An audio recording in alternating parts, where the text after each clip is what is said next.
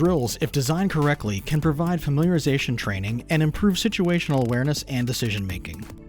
What is a drill? Immediate response actions exercised in Texas school drills demonstrate standardized activities that serve as a guide.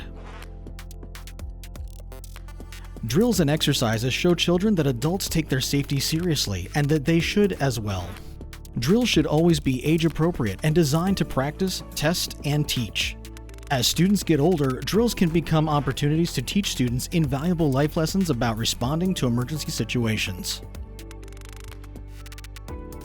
VISD schools are required to conduct 2 lockdown drills per year, or 1 per semester, 1 secure lockout drill per year, 1 evacuation drill per year, 1 shelter-in-place for hazmat drill per year, 1 shelter for severe weather drill per year, 10 fire exit drills per year, or 1 per month, 2 medical emergency response team drills, including 1 MERT drill and hold drill.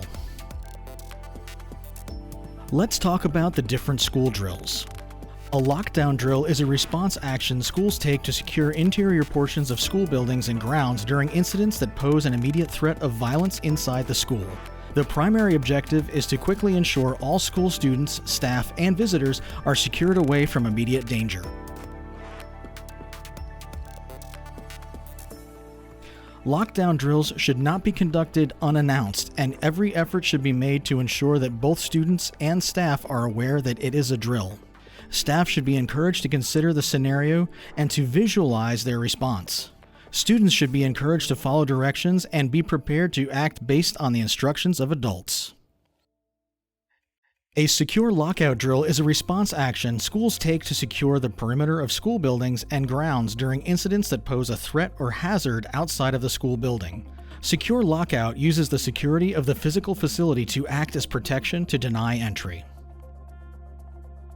Like lockouts, secure lockout drills should not be conducted unannounced, and every effort should be made to ensure that both students and staff are aware that it is a drill. Secure lockout drills should include a reverse evacuation, when applicable, that rapidly suspends outdoor activities and brings students and staff inside the building while securing the building envelope.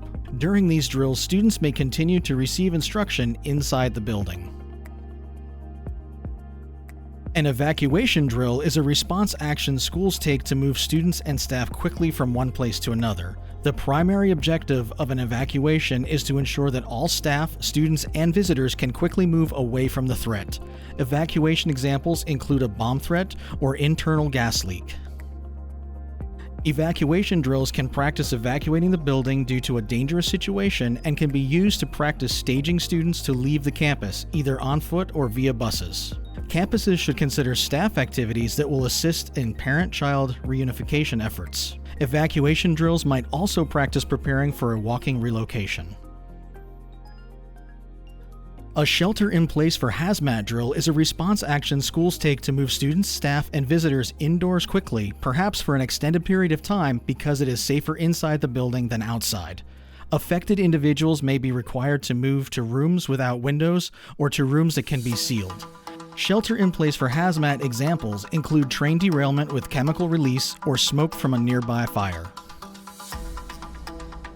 Campuses should consider pre-identifying safer areas such as interior spaces with no limited ventilation, access to water, and when possible, restrooms.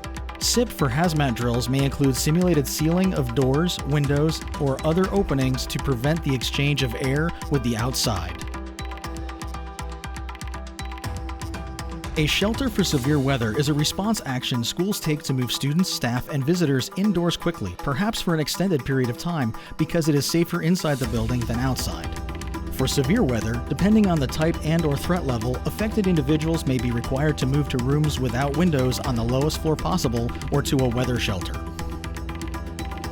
Campuses should identify safer areas, such as interior spaces with no windows, prioritizing smaller spaces over larger ones.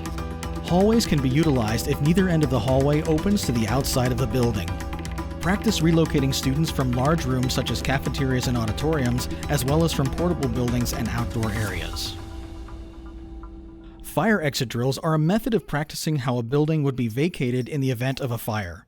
The purpose of fire drills in buildings is to ensure that everyone knows how to exit safely and as quickly as possible.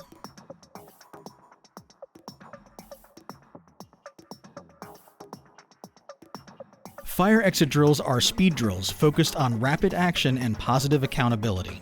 Local fire codes may require drills to be conducted at certain times, such as within the first 10 school days, or in certain ways, such as conducting a drill with an obstructed exit. A Medical Emergency Response Team, or MERT, is a response by a specific team of staff members to a medical or health emergency on campus. Campuses are required to conduct 2 MERT drills per year. One MERT drill should include a hold drill for students. Hold drills, or hold students drills, are designed to stop the movement of students and visitors during a medical emergency. Campuses are encouraged to practice a hold drill during one of the 2 MERT drills per year. Remember safety for all drills. Any drill that can cause panic or can cause a fight or flight response from students or adults should not be done unannounced. Equipment such as stair chairs, stretchers, and other response equipment should not be used to carry people during drills. Staff should always monitor and be mindful of students' emotional and physical health both during drills and real-world responses. Everyone is responsible for safety. Campuses must consider impacts to individuals with functional or access needs before, during, and after each drill. Assess the effectiveness of procedures to ensure that positive outcomes are as likely for individuals with functional or access needs as they are for other individuals. Engage individuals with functional or access needs to help critique the effectiveness of procedures and to provide feedback on improvement.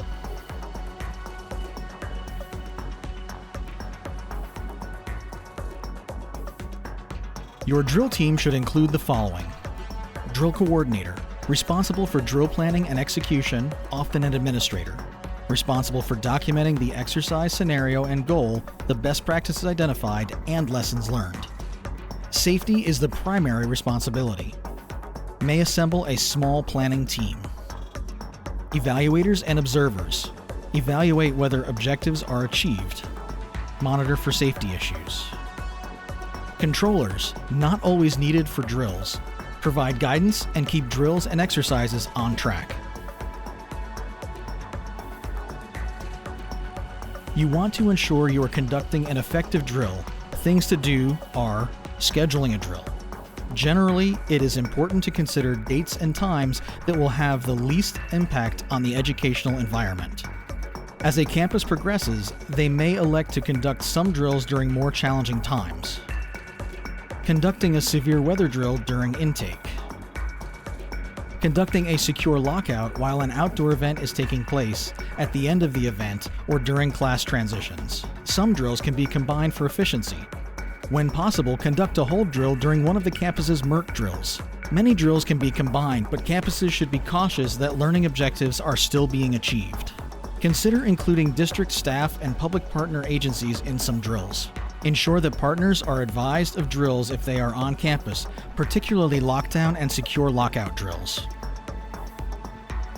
Designing a drill. Scenarios are essential to student and staff learning. Reasonable scenarios give staff information on which to make decisions, recognize challenges or gaps, and ultimately make improvements. Scenarios should be age-appropriate and should help students understand the reasoning for the drill and how they can correlate the response activities to their daily lives and future. Scenarios should be designed to allow staff to visualize the results of different actions or how different circumstances might impact their actions. Scenarios are important to defining objectives. Each drill should have at least one objective and no more than 2. SMART objectives are SMART: specific, measurable, action-oriented, realistic, time-defined, and time-bound. An example of an insufficient objective: evacuate when the bell rings. An example of a SMART objective: evacuate all occupants and conduct accountability within 3 minutes of the bell sounding, and if applicable, locate all unaccounted within 2 minutes or 5 minutes total. Conducting a drill. Notification is an important component of success. Remember that lockdowns and secure lockout drills should not be conducted without notice to all participants. Fire exit drills are sometimes conducted with limited notice. However, notifications may still need to be made, such as to the local fire department or to district leadership. Even if a no-notice drill is conducted, the actual drill communication should include, "This is a drill." While many drills may not require a robust team to be carried out, at least one evaluator should be assigned to evaluate the completion of the objectives. The drill coordinator should constantly monitor for safety issues, as should all staff and students when age appropriate. Any safety issue observed should result in an immediate stoppage of the unsafe activity. All staff should have the authority to stop the drill immediately.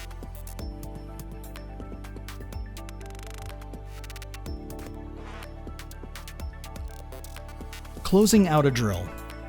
Once a drill has been conducted and students and staff have returned to their normal day, staff should be encouraged to monitor students for signs of stress or other issues. Staff should consider briefly discussing the reason for the drill and how students can use best practices and lessons learned in their daily lives. Staff should be encouraged to provide feedback on their own observations. Hot wash.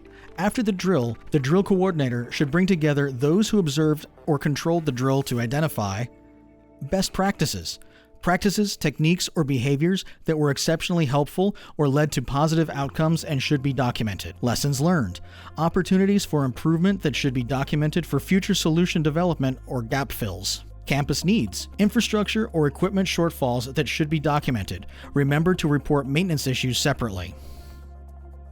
Drill reports should be submitted in Eduphoria. Include all fields if applicable. Be sure to document best practices and lessons learned of significance. MERT drills must be reported by the campus nurse to the health coordinator. Fire exit drills must be reported in Eduphoria and must be marked on the campus fire exit drill form. Contact administration to get your Eduphoria drill reporting link or assistance in drill reporting or past drill response access. Lastly, document the drill. We are here for you. District administration and district departments can provide beneficial support to drills and exercises. Local public safety entities often have staff who have taken courses specific to their roles in school safety and security. Including external agencies can improve drill quality and collaboration. Drills can be valuable to both students and staff, and it is up to you to see that they are. Help is available. Dr. Roderick Lewis, Coordinator of District Safety and Emergency Operations.